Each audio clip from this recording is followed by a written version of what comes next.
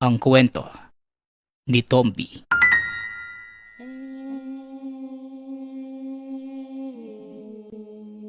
Ang kwentong ito ay hango sa totoong buhay.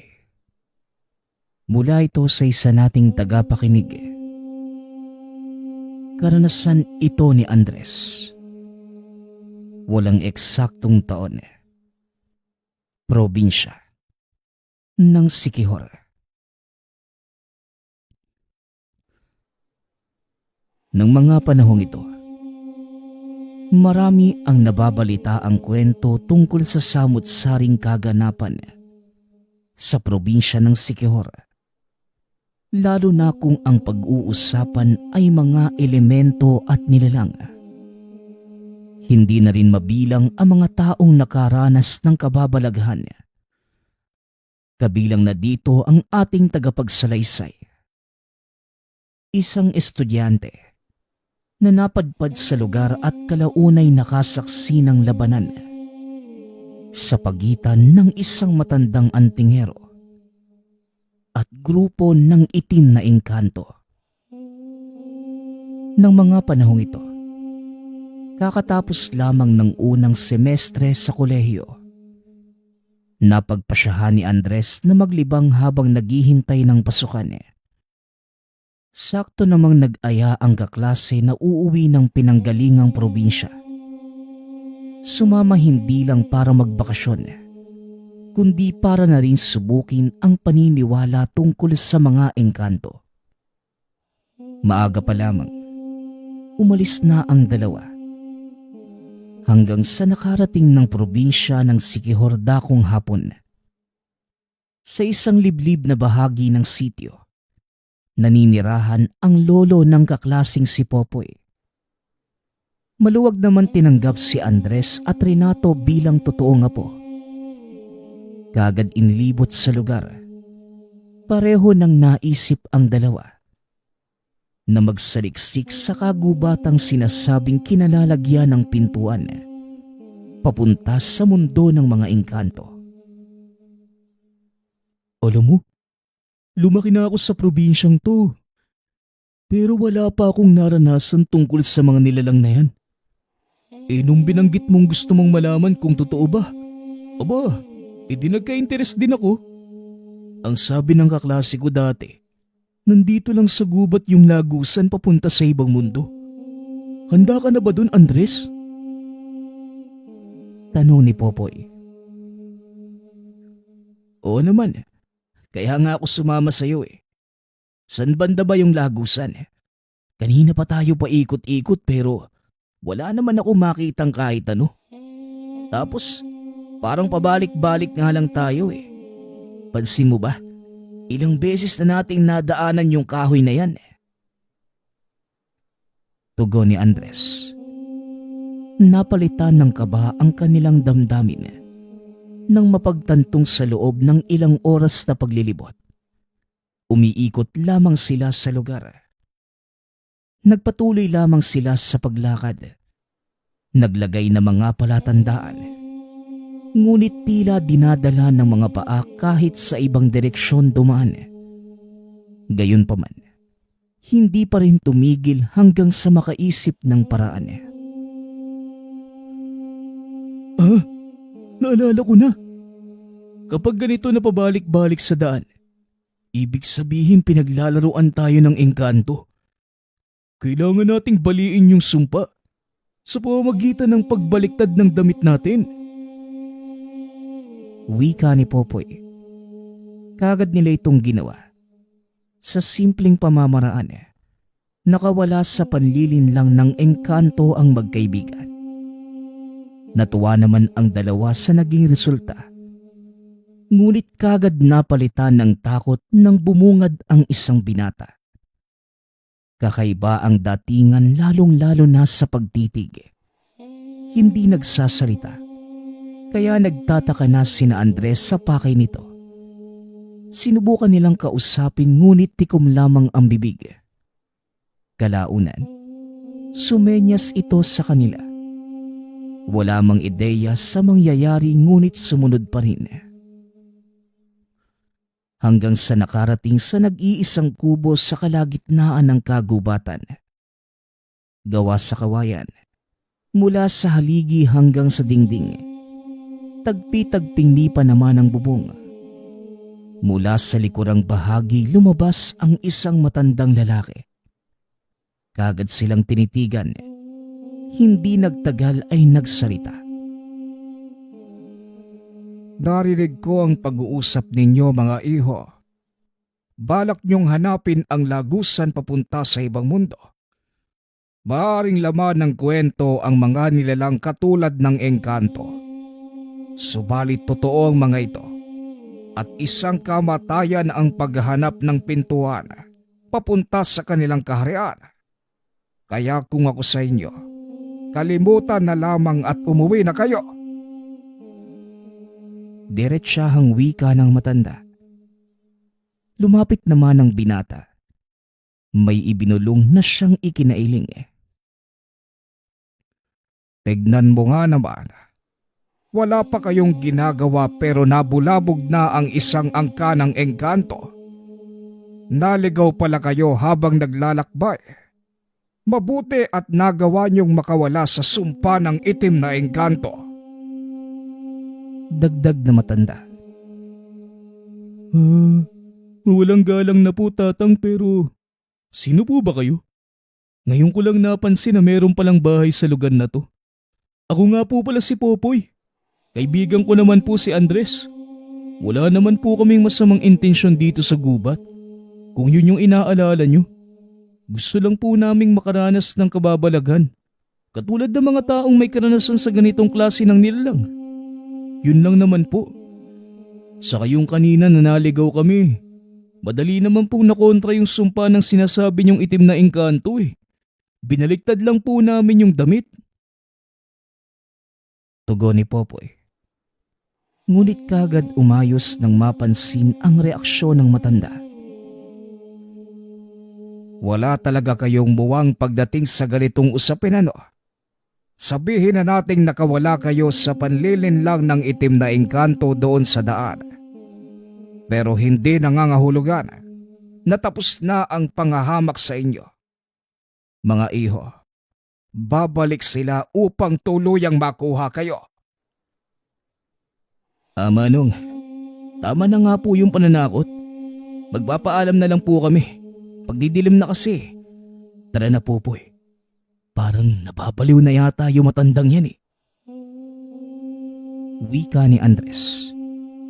Akmang lalakad na sana palayo ang dalawa nang muli silang matigilan. Kung sakaling maligaw kayo ulit, huwag niyong kalimutang tawagin ang aking pangalan. Tawagin niyo ko sa pangalang Tatang Crisanto. Wika ng matanda. Nagkatinginan ang magkaibigan. Hindi maintindihan kung ano ang pinupunto ng matanda. Gayunpaman, hindi na lamang pinansin. Nagpatuloy na sa paglalakad. Makalipas ang ilang sandali, napagtanto na nawala na sa daanan. Madilim na ang paligid. Binabalot ng kakaibang hamog. Kasabay ang biglaang pagkarinig ng mga yapak at pagsulpot ng samut-saring anino sa dinaraanan. Sa puntong ito, naisip na ng mga binata ang sinabi ng matanda. Naguguluhan man, dali-dali nilang tinawag ang pangalan. Sigaw sila ng sigaw. Kaso nga lang, hindi si Tatang Crisanto ang dumating, kundi isang batalyon ng itim na engkanto. Kung titignan, tila mga ordinaryong tao lamang ang mga ito. Ngunit kakaiba ang kasuotan. Itim ang balat at nakakatakot ang itsura. Nakahilera ang mga ito na parabang nagpaparada papunta sa kanilang kinalalagyan. Natataranta na si Andres dahil kahit saan man lumingon ay may nakikitang nilalang. Nako, Ito na yata yung napala natin, Popoy. Sana pala hindi na tayo nangas na hanapin yung lagusan ng mga engkanto eh. Paano na tayo? Tanong ni Aga. Habang si Popoy naman, sa kabilang banda patuloy lamang sa pagtawag ng pangalan ni Tatang Crisanto. Kaso nga lang, walang dumarating. Hindi na maintindihan ang takbo ng paligid. Unti-unti na rin silang nahihilo dulot ng mga nakapaligid na elemento. Hindi nagtagal. Nakalapit ang mga ito ngunit bago pa man may magawa, humampas ang malakas na hangin, dahilan para isa-isang tangayin ang mga itim na engkanto. May mga aninong namumuo sa kadiliman. Merong mga sandatang hawak na inihahambalos sa mga nilalang. Hindi nagtagal. Nahinto rin kasabay ng pagkawala ng mga itim na engkanto. Sa kanilang paglingon sa likuran, bumungad si Tatang Crisanto. Nang tumalikod ay dali-dali silang humabol. Sa puntong ito, hindi lamang ang kababalaghang dulot ng engkanto ang gustong alamin nila Aga, maging ang itinatagong kakayahan ng matanda. Hindi naman sila pinagdamutan. Kusa itong nagpaliwanag. Ayon kay Tatang Crisanto, matagal na itong nakatira sa lugar. Dating antingero ang yumaong asawa. Ngunit dahil sa pakikipagsapalaran laban sa mga engkanto, hindi inaasahang nasawi. Hindi niya matanggap ang nangyari kaya't pumalit sa tungkulin. Sa kamay nito, nakaukit ang selyo ng 7 arkanghel. Ito ang ginagamit na matanda para labanan ang mga nilalang. Dahil dito, kaya niyang tawagin ang mga mandirigmang anghel na pumigil ng kasamaan matagal na panahon na ang nakakaraan. Popoy, hindi mo ba naisip na swerte tayo ngayon? Tignan mo, isa lang yung sadya natin dito. Ang malaman kung totoo ba yung tungkol sa engkanto. Pero may natagpuan pa tayong matanda na may kakaibang kakayahan. Nakita mo ba yung nangyari kanina sa gubat? Parang nasa seryeng pantasya, no? Pero alam nating pareho na tunay. Naisip ko rin na tao ba talaga si Tatang Crisanto? Baka, engkanto rin niya na nag-aanyong tao lang. Hindi ko alam, Andres. Hanggang ngayon, nahihiwagaan pa rin ako sa kaganapan eh. Pero ang mahalaga, ligtas tayo at may kasamang makakatulong sa atin laban sa mga itim na engkantong yun. Pag-uusap ng dalawa. Binigyan sila ng espasyong matutulugan. Hindi ganong kalaki ang tahanan, ngunit nagkasya pa rin sa higaang papag. Walang silid. Mga katre lamang na nakapwesto sa bawat sulok. At sa oras ng pagtulog, abala sina Andres at Popoy sa pagbubulungan. Pinag-uusapan ang mga ideyang gumugulo sa isipan. Walang sumita kaya nagpatuloy. Ngunit paglipas ng ilang sandali, napansin ng mga ito ang aninong dumaraan sa harapan ng bintana. Kasunod ito ng tila tawanan ng kung sinong nilalang. Sa pagkakaalarma, dali-dali nilang ginising si Tatang Crisanto. Ngunit nagsalita lang ito ng, Hindi ito isang banta. Sadyang umaaligid sa tahanan ang mga itim na engkanto na yan. Huwag kayong matakot. Dahil pagpaparamdam lamang ang alam nila. Hindi katulad ng nasangkutan nyo kanina. Huwag nyo nang pansinin para hindi kayo balingan. wika ni Tatang Crisanto. Nababahala man. Sinunod nila ang sinabi ng matanda. Kinaumagahan. Parehong puyat dahil hindi makatulog ng maayos. Oras ang binilang bago natigil ang pagpaparamdam ng mga itim na engkanto. Sa puntong yon, pinauwi sila ng matanda kaso ayaw ng dalawa. Nais pang masaksihan ang mangyayari sa susunod.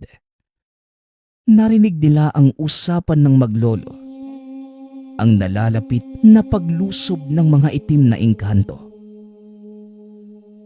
Hindi sabong ang magaganap na paglusob para manood kayo. Labanan ito ng kamatayan kaya nakikiusap ako. Lisanin niyo ang lugar bago bumalik ang mga engkanto rito. Hindi ko na alam kung kaya pa kayong protektahan sa oras na sasapit ng tinakdang araw. Pero Tatang Crisanto, hindi naman po kami makikialam sa mangyayari. Manunood lang dyan sa loob ng bahay niyo. Sisiguraduhin naman po namin na hindi kami makakaperwisyo sa inyo eh. Diba, Popoy? Oo nga po, Tatang Crisanto. Hindi kami gagawa ng anumang bagay na ikapapahamak natin. Pangungulit ng dalawa. Napabuntong hininga na lamang ang matanda. Sinabihan nito ang apo na nagngangalang Lito na magsilbing bantay nina Andres at Popoy. Sa paglipas ng araw, nakalimutan ang buhay sa labas. Tuluyang nilamon ng kaisipan tungkol sa mga engkanto. Maayos namang pinakitunguhan ni Tatang Crisanto kaya't walang naging problema. Unti-unti ring naiintindihan ang galaw ng isang antingero. Nasanay ding makarinig ng ibang salita mula sa matanda. Maging ang selyo sa kamay nito na palaging nakikitang dinadasalan. May natutunan din sila sa apo na si Lito. Mabigat ang presensya, ngunit babait naman. Biyasa ito sa paggamit ng mga sandata. Kahit ang kaensayo ay mga puno lamang ng saging. Buong maghapon itong nagsasanay. Hindi mapigilan ng dalawa na magpaturo. Kalaunan ay marunong na din silang humawak ng patalim. Ngunit nilimitahan lamang ni Lito ang pagturo dahil natatakot na baka paglabas ng lugar, gagamitin ng dalawa sa mali ang natutunan. Sa pagkakaintindi sa mga ito, nauuna lagi ang pagiging mayabang, ugali na madalas naglalagay sa kanila sa alanganin. Hanggang dito lang yung pwede kong ituro sa inyo. Pwede na kayong bumalik sa kubo. Nakahanda na yung pananghalian. Wika ni Lito. Hindi naman pumalag ang dalawa. Kahit gusto pang magsanay. Mabilis na itinago ng binata ang mga patalim. Sa hapon naman, pagkukwento ni Tatang Crisanto ang pinagkaabalahan ng dalawa. Isinalaysay nito ang buhay antingero, maging ang pakikipagsapalaran sa iba't ibang engkanto. Sa katunayan, naging mortal na kaaway ng pinagmulang angkan ang lahi ng mga itim na engkanto. Sa kadahilan ng winasak ng ninunong albularyo ang kanilang kaharian. Nag-ugat sa mga pasyenteng palaging binibiktima ng nilalang. Kahit anong pakiusap ng mga ninuno, ayaw tantanan ang mga tao kaya naman ginawa ang plano. Daan-daang itim na engkanto ang nasawi sa naganap na labanan.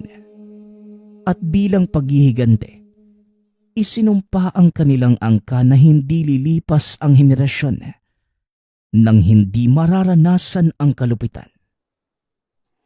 Ngunit naputol ang pagkukwento ng may dumating. Sa kabila ng pagiging tao, hindi malilinlang ang mata ng antingero. Ang matandang dumating, isang itim na engkanto na nagbabalat kayo. May inalok pa itong pagkain na kagad itinapo ni Tatang Crisanto.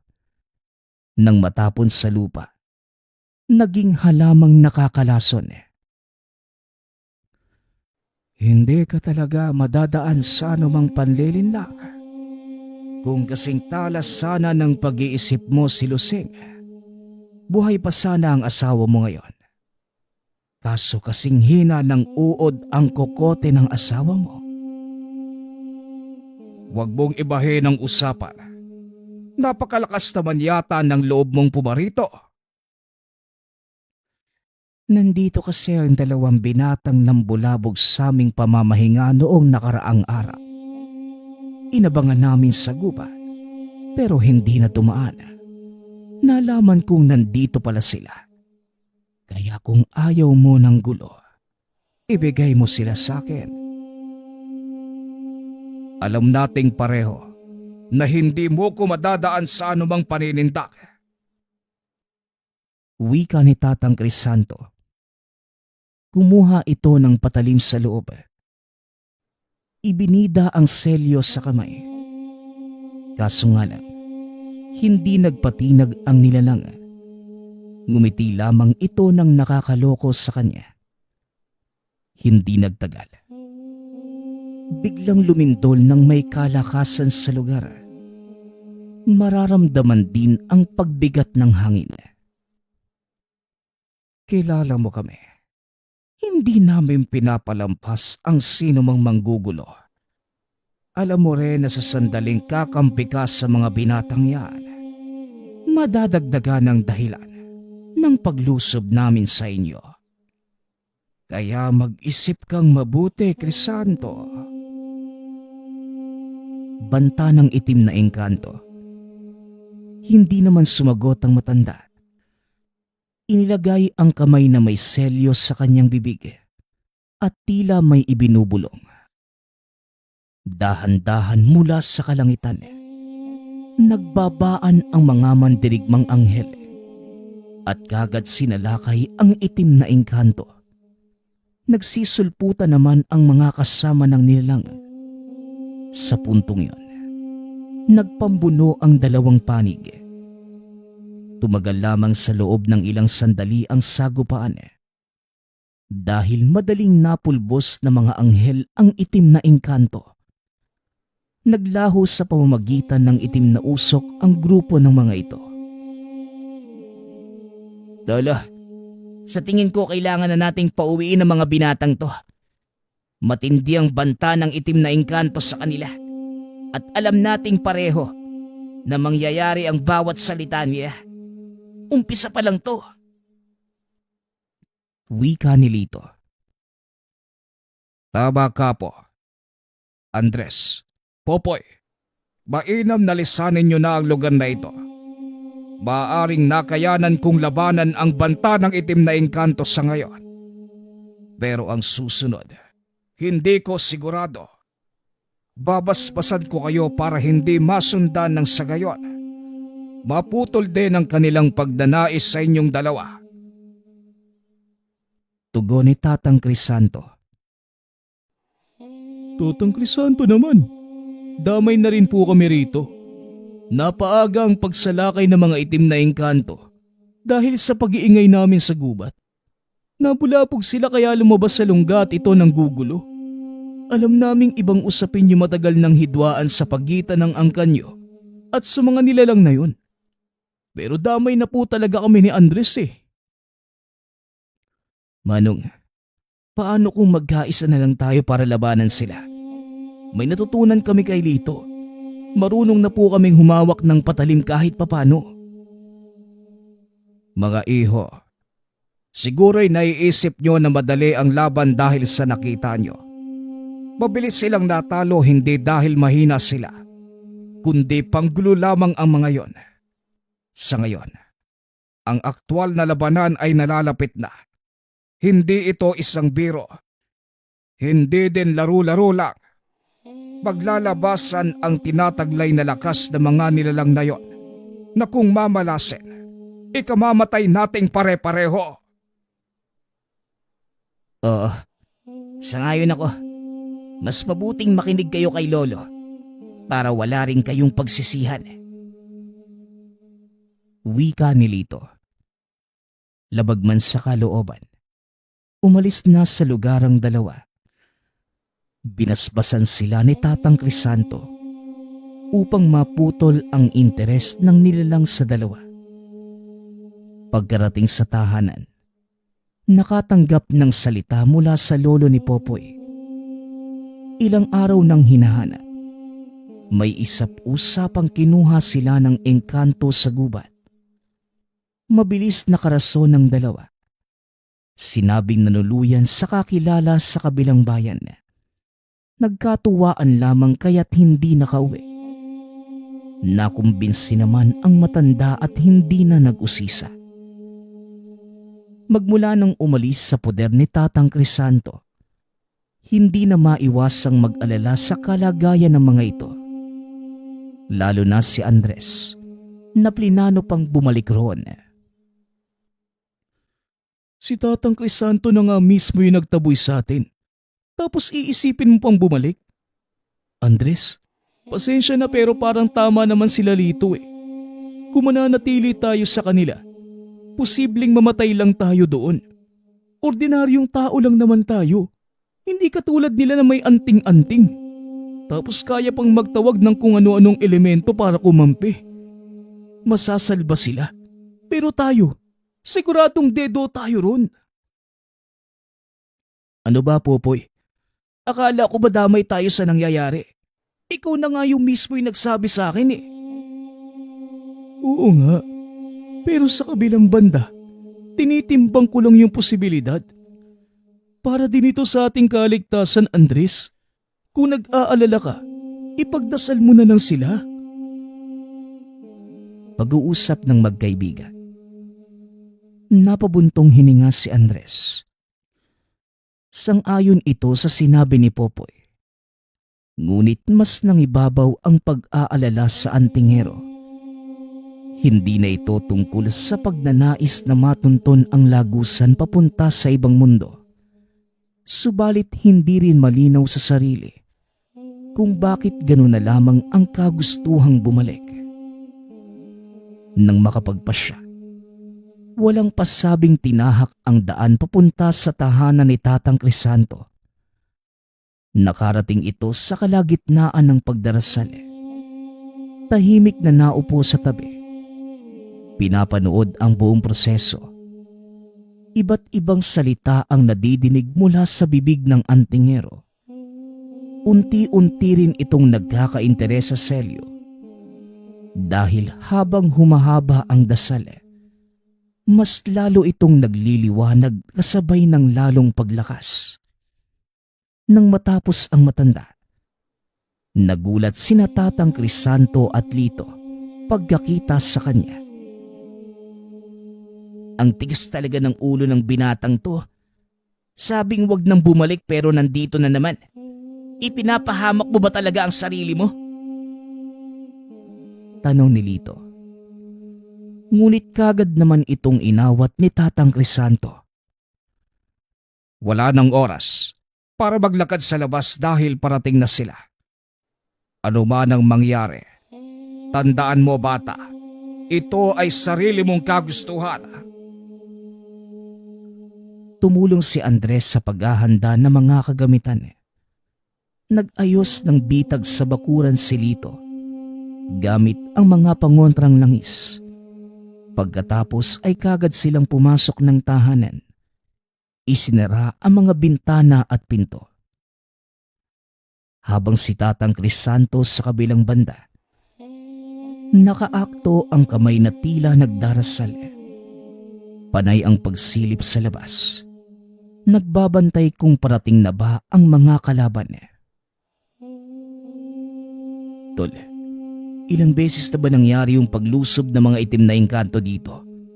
Ang dami kasing nilagay na pangontra sa paligid eh. 3 beses sa bawat henerasyon. Ito ang panghuli ngayon. Hindi nauubos ang lahi ng mga itim na engkanto, kaya walang panahon para magpakampante. Ikaw, kapag magsisimula ang labanan, dito ka lang sa loob eh. Huwag kang mangangahas na lumabas dahil siguradong patay ka. Pag-uusap ng dalawa. Napabuntong hininga si Andres nang madinig ang sinabi nito. Habang lumilipas ang oras, unti-unting mararamdaman ang pagbigat ng presensya sa paligid. Nagsimula na ring umaligid ang mga anino ng mga nilalang.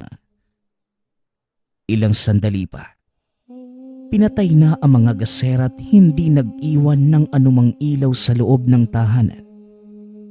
Inabutan ng patalim at pangontrang langis si Andres. Kung sakaling magkagulo na, huwag kang magdadalawang isip na lumaban. Hindi tayo maproprotektahan ni Lolo Crisanto sa lahat ng oras. Sandali. Saan naman pupunta yung lolo mo? Delikado sa labas, hindi ba? Nasa labas sa mga kalaban. Wala sa loob. Dito ka lang. Huwag kang aalis at huwag kang magpapalinlang sa mga elementong nakapaligid sa'yo. Pag-uusap ng dalawa. Sumunod si Lito sa labas samantalang naiwan sa loob si Andres. Panay ang pagsilip upang malaman kung ano na ang nangyayari. Pagdaan ng ilang sandali, naaninag sa kadiliman ang nanlilisik na mga mata. Kasabay na may hinang pagtawa ng mga elemento habang palakas ng palakas. Madidinig na rin ang mabigat na paghakbang ng mga ito. Hindi nagtagal. Nagsilitawan na ang lahat ng mga itim na engkanto. Nagulat si Andres nang makita ang isa sa mga itim na engkanto. Biglang nag-anyong tao at nagsalita. Nagkita muli tayo. Balak mo talagang sumunod sa yapak ng iyong yumaong asawa. Hindi lang sa pagiging antingero, pati na rin ang sinapit sa mga kamay namin.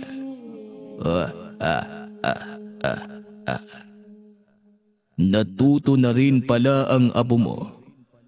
Kung dati ikaw lang mag-isang humaharap sa amin, ngayon, dalawa na kayo. Natatakot ka ba dahil may kasama na ako? Marami ang dinala mong kampon sa pagkakataong ito ha. Pero ang ibig sabihin lang, marami ang malalaga sa lahi nyo. Aba, masyado kang nagsasalita ng tapos. Ilang henerasyon ng angkanyo ang nagdaan, pero walang ni isang nagtagumpay. Umuulit lamang tayo. Mula sa umpisa may magaganap na labanan. Walang nagbago. Nagsasagupaan. Tapos may buhay na nasasawi. Gusto ko na sanang magsawa. Pero kapag naaalala ko ang ginawa ng ninuno mo, naiipon muli ang galit sa akin. Winasak niyo ang aming kaharian at daan-daan sa unang angkan namin kaya hanggang sa pinakahuling henerasyon ng dugo niyo. Maglalaban tayo. At balita ko, nasa pangangalaga mo ang mga binatang nambulabog sa pamamahinga ng aking mga kalahi. Dinagdagan mo lang ang ating problema. Wika ng pinuno ng itim na engkanto na tinawag ni Tatang Crisanto sa pangalang Ador. Aba, masyado ka ng maraming sinasabi. Bakit hindi na lang natin simulan ang laban para matapos kagad? Oy, Crisanto, parang nagmamadali ka yatang mamatay, ano? O sige, pagbibigyan kita. Ilang sandali pa ang lumipas. Nagsiabante na ang mga nakahilerang itim na engkanto na nasa unang hanay. Ibinida nito ang mga sandatang maihahalin tulad sa sibat. Meron pang gumagalaw na baging sa hawakan. Sa pagbigay ng hudyat ni Ador, bigla na lamang nagsisugudan ang lahat. Si Tatang Crisanto sa kabilang banda, kumilos na rin. Umusal na mga katagang bubuhay sa kanyang selyo na 7 arkanghel. Hindi nagtagal. Lumiwanag ang selyo, maging ang itak na hawak sa kanang kamay. Nang mga oras na yon, lumapat na sa hawak na itak ang taglay na lakas ng mga mandirigmang arkanghel. Sinalubong ang mga kalaban. Sa bawat pagtaga ay merong itim na engkantong natatamaan. Hindi lamang sugat ang natatamo. Sa bisa ng selyo, lilipas lamang ng ilang segundo't malalagutan ang hininga. Makaraan ang ilang minuto. Lahat ng nasa unang hanay ng hukbo ni Ador ay nakahandusay na. Hindi nagpakampante ang matanda. Dahil ganito lang din ang nangyayari sa mga nakaraang sagupaan. Umabante ang kusunod na hanay. Sumugod at umatake. Ganon pa rin ang sinapit na mga ito. Pansamantalang nahinto pagkatapos ng pangalawang hanay. Nakatayo lamang si Tatang Crisanto sa gitna. Naghihintay ng susunod na galaw ng kalaban. Ngunit nakikipagtitigan lamang si Ador. Kinutuba ng masama ang matanda. Dahil base sa pagkakaintindi ng sitwasyon, lumabas sa katawang tao ang diwa nito. Napalingon sa tahanan. Mula roon ay natanaw si Andres. Kaharap ang kaibigang si Popoy. Ngunit lingid sa kanyang kaalaman na ito si Ador. Nagbabalat kayo lamang para malinlang. Kinuha lamang nito ang wangis ng kaibigang si Popoy. Dali-dali namang kinontra ni Tatang Crisanto ang panlilinlang ng nilalang. Napilitan itong bumalik sa katawan. Habang si Andres naman, nakamuntikan ng mapahamak. Bumalik sa ulirat ng gisingin ni Lito. Habang si Ador sa kabilang banda naman, nararamdaman ang matinding epekto ng pagkontra ng antingero. Bumalik ito sa katawan, ngunit naparalisa ang iilang bahagi. Upang hindi mahalata, binigyang hudyat niya ang hukbo na sumalakay. Sa pagkakataong ito, hindi nakakayanin ni Tatang Crisanto na siya na lamang ang lumaban. Habang si Lito naman, abala sa pagprotekta kay Andres dahil madali itong nalalapitan ng mga nilalang. Wala nang pagpipilian si Tatang Crisanto. Inilagay nito ang kamay sa kanyang bibig. Umusal ng isang malakas na orasyon. At mula sa kalangitan, umalingaw-ngaw ang dagundong ng likang ingay na mga anghel. Kasabay ng paglitaw ng mga ito sa pamamagitan ng aninong malayang gumagalaw sa paligid. Bit-bit na mga ito ang kani-kanilang banal na sandata. Hindi na nagsalita pa ang antingero. Kagad nang kumilos nang makita ang sumugod na kalaban. Sa pagtatapat ng mga engkanto at mandirigmang anghel, hindi maitatanggi ang dahan-dahang pagkalupig ng kasamaan. Sa pagdaan ng sandali, unti-unting nalalagasan ang bilang ng mga itim na engkanto. Hindi nagtagal. Ang pinuno na lamang ang natira.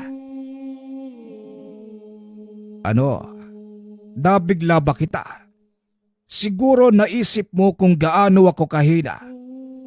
Dahil dati, limitado pa lamang ang aking kaalaman sa tangan kong selyo. Pero ngayon, sapat na ang kargada para patumbahin na ang angkan mo. Wika ni Tatang Crisanto.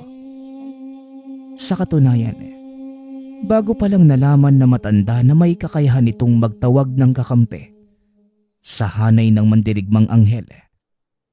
Ang panglaban lamang dati ay paglalagay ng bisa ng mga ito sa kanyang sandata. Ngunit inaral ni Tatang Crisanto ang kanyang tangan. Matapos ang pagkatalo sa naunang dalawang engkwentro laban kay Ador, hanggang sa natuklasan ang iba pang taglay na kakayahan. O sandali, bakit parang nahihirapan kang gumalaw? Matindi ba ang epekto ng pangontra ko sa panlilinlang mo?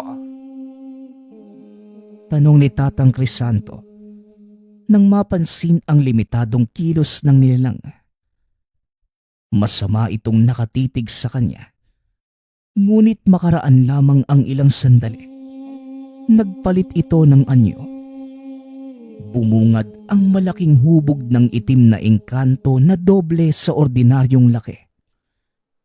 Naging 4 ang mga kamay. Naging 4 din ang sibat na hawak. Tumindig ang balahibo sa likurang bahagi, kasabay ng panlilisik na mga mata. Walang pasabing sumugod. Sa pagkakataong ito, dumadagundong ang buong paligid sa bawat salpukan. Nasasabayan na matandang antingero ang mabilisang kilos ng itim na engkanto. Tila isa na ring halimaw dahil sa pagliwanag ng katawan, na para bang may anghel na sumanib. Walang tigil ang sagupaan. Walang bumabagsak sa mga ito. Sa pagpapatuloy ng laban, iilang puno na ang natumba. Nawasak na din ang bahagi ng tahanan pagkatapos ang sabayang pagtilapon. Ngunit patuloy bumabangon at muling nagpapalitan ng lakas. Ngunit sa pagkakataong ito, nanaig na ang kabutihan. Itinarak ni Tatang Crisanto ang kanyang itak sa dibdib ng nilalang. Tumagos ang itak sa katawan ng itim na engkanto. Maaaring natalo mo ko ngayon. Pero hindi ito nangangahulugan. Natapos na ang isinumpang angkan. Babalik kami sa susunod na henerasyon ng inyong dugo. Tandaan mo yan. Wika ng pinuno ng itim na engkanto. Lumapit sina Andres at Lito nang makitang ligtas na sa paligid. Lolo, nagawa mo. Pero walang katapusan ng sumpa ng mga itim na engkanto sa ating angkan. Wika ni Lito. Huwag kang mag-alala po. Kasangga natin ang selyo ng 7 arkanghel. Gayon na nakita natin kung paano tinalo ng mga mandirigmang anghel ang kampo ng nilalang. Malakas ang laban natin sa kanila. Ilang ulit bang mangyari ang digmaan? Masisiguro na lalaban ng susunod nating henerasyon. Wika ni Tatang Crisanto. Habang nag-uusap ang maglolo, hindi maiwasan ni Andres na maglibot. Lumalapit sa bahaging binagsakan ng mga nasawing itim na engkanto. Wala na ang pisikal na katawan ng mga ito. Ngunit kahit papano, may naabutan pa ring bakas. Hindi lamang mga yapak kundi dugo na unti-unting humahalo sa lupa. Napatitig din siya sa naglalakihang puno sa unahan na pinamamahayan ng naghahabaang baging, kung saan lumabas ang daan-daang itim na engkanto. Ngunit sa kabila ng mga kaganapan, para sa binata, nangingibabaw ang kahiwagaan ng mga ito. Pagkatapos ng lahat ng nangyari, kinausap ng maglolo si Andres. Kinumbinsing lisanin na lamang ang lugar at bumalik na sa pinanggalingan. Sumunod ito dahil wala ng rason para manatili sa lugar. Nasaksihan na ang labanan sa pagitan ng hindi pangkaraniwang mga nilalang at antingero. Nangako rin ito na walang kahit sinong pagsasabihan upang maproteksyonan ang pagkakakilanlan ni Tatang Crisanto at Lito. Pagkarating sa tahanan, naabutan niya si Popoy na naghahanda sa pagbalik ng Maynila. Nakatanggap ito ng suntok mula rito dahil sa sobrang pag-aalala. Ang totoo, sinundan niya ito sa kagubatan na mapagtantong nawawala. Kaso nga lang, hindi na matunton ang tahanan ni Tatang Crisanto. At sa takot na maligaw, bumalik na lamang sa tahanan at naghintay. Mabuti. Wala si Lolo dahil kung hindi, pareho tayong mananagot. Oh, kumusta naman yung pagbalik mo doon? May nakita ka bang labanan? Wala nga, Popoy eh. Tapos na pagkabalik ko. Pagsisinungaling ni Aga. Hindi nagtagal. Naghanda na ang dalawa. Sabay na lumuwas pabalik ng Maynila. Ilang araw lang ang bakasyon. Balik eskwela na naman. Gayunpaman, hindi makapaniwala ang binata sa naging karanasan. Higit pa sa inaasahan ang nadatnang kaganapan. Hanggang sa mabilis na lumipas ang isang taon, sinubukan niyang bumalik sa lugar at hinanap ang tahanan ni Tatang Crisanto. Ngunit hindi na ito matagpuan sa kagubatan. Wala nang mapagtanungan kaya inisip na lamang na baka lumipat na ng tirahan ang maglolo. Kahit si Popoy na nagdala sa kanya sa lugar, hindi din alam ang kanyang nasaksihan. Itinago niya ito. Alang-alang sa pangako sa matandang antinghero. Lahat ng ito ay dahil lamang sa selyo ng 7 arkanghel. Nagpapasalamat nga pala ako sa lahat ng sumusuporta sa ating channel. Nawa ay patuloy niyong suportahan at pakinggan ang ating mga kwento. Hanggang sa muling pakikinig. Paalam.